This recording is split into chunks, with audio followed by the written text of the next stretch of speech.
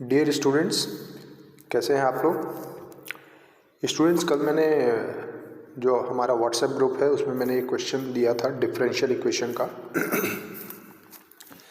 था y dash is equal to 3x square y upon x cube plus 2y to the power 4 as. इसका solution क्या होगा ये हमें बताना है। 4 ऑप्शंस दिए हुए हैं, ठीक। तो आइए इसका सॉल्यूशन देखते हैं कैसे है। कुछ बच्चों ने तो अपना सॉल्यूशन भेजा था, उनका सही है आंसर, और जिनसे नहीं हुआ है उसके लिए मैं ये वीडियो भी अपलोड कर रहा हूँ। आप इसको देख सकते हो, इससे सीख सकते हो। देखिए, अपने पास जो डिफरेंशियल इक्वेशन है वो क्या दिया हुआ है, y डैश। तो मैं y डैश को तो पहले ये लिख लेता हूँ, dy upon d x is equal to 3x square y upon x cube plus 2y to the power 4। अब देखो, डिफरेंशियल इक्वेशन में एक बात बताता हूँ आपको, ये हमेशा ध्यान रखिएगा, ठीक। अब यहाँ पे dy अपॉन डी एक्स जो हमने लिखा है उसमें 3x स्क्वायर वाई और नीचे x cube plus 2y to the power 4 है।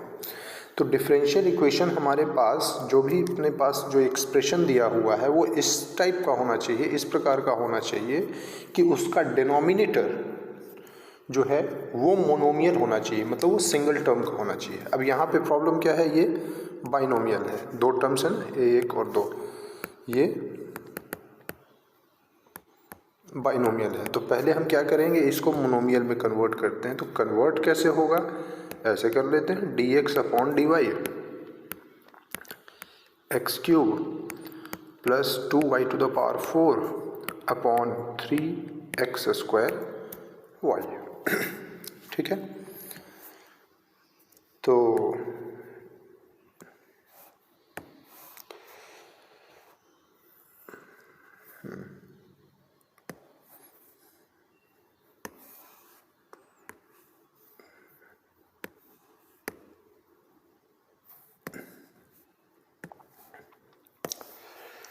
अब देखिए बच्चों, क्या था, d x upon d y अपने पास क्या आया था, x cube plus 2y to the power 4,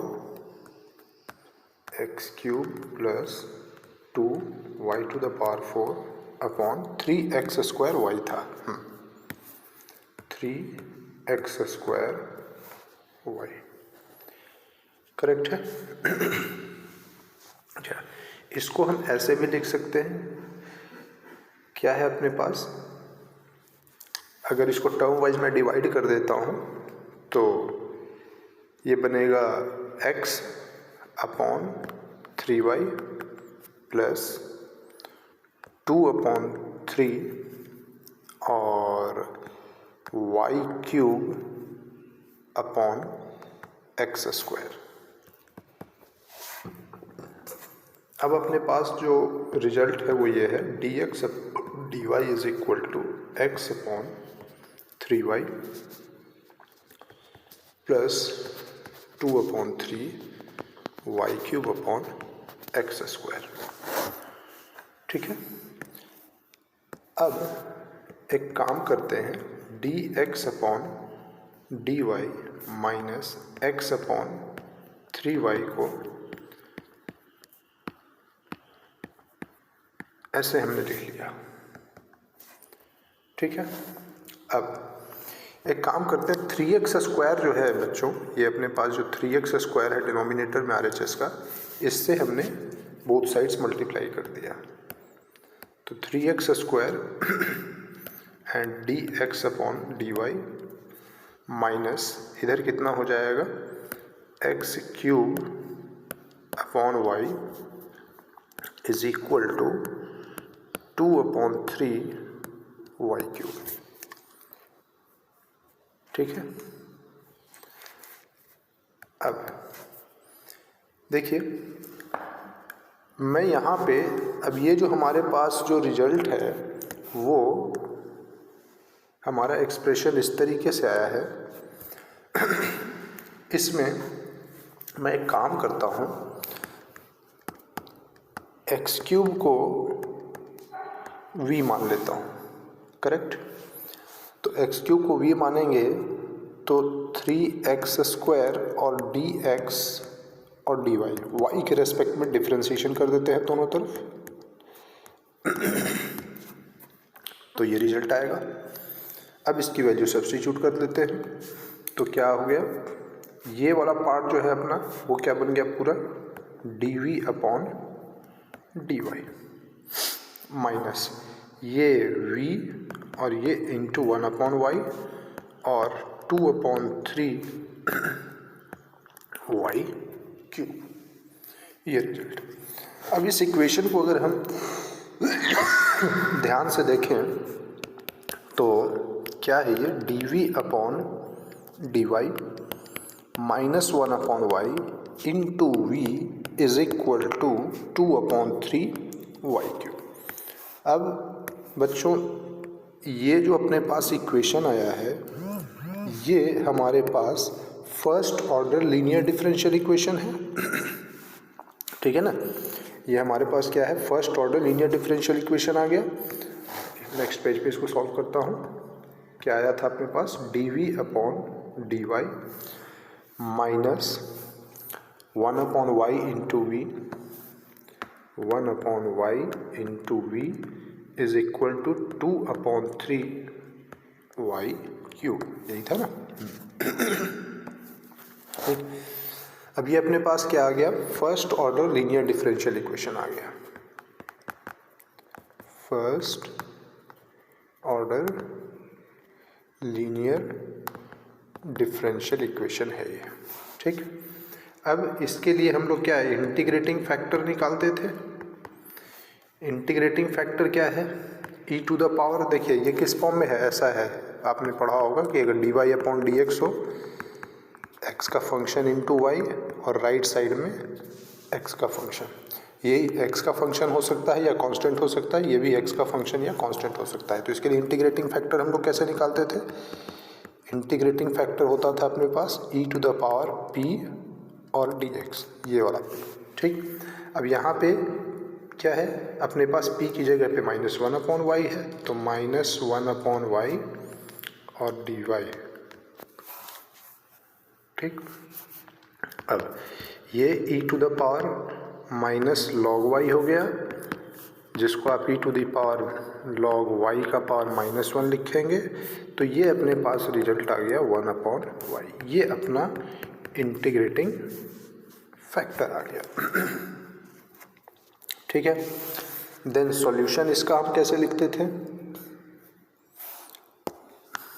solution कैसे लिखा जाता था डिफरेंशियल इक्वेशन का, y इंटू इंटीग्रेटिंग फैक्टर और q इंटू इंटीग्रेटिंग फैक्टर का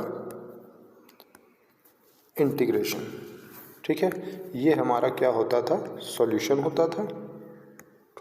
देखिए ये फॉर्मूला जो है मैंने राइट साइड में लिख दिया है।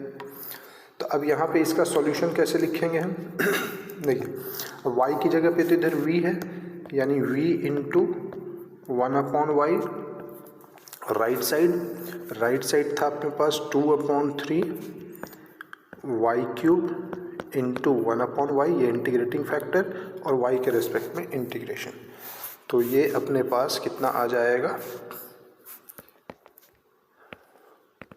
2/3 वाई स्क्वायर और dy। तो अब रिजल्ट क्या आया अपने पास, v इंटू 1 अपॉन वाई और इंटीग्रेशन था 2/3 और वाई स्क्वायर और dy, वाई स्क्वायर था, करेक्ट। तो इसका इंटीग्रेशन कर लो, तो v अपॉन वाई 2/3 ये वाई क्यूब अपॉन 3 और dy होगा अपॉन 3 का शायद कुछ गड़बड़ हो गया है मेरे ख्याल से।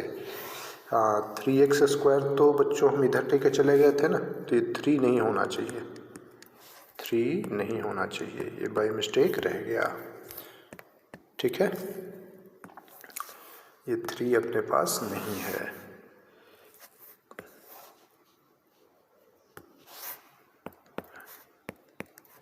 आप इसको करेक्ट कर दीजिएगा। 83 नहीं है।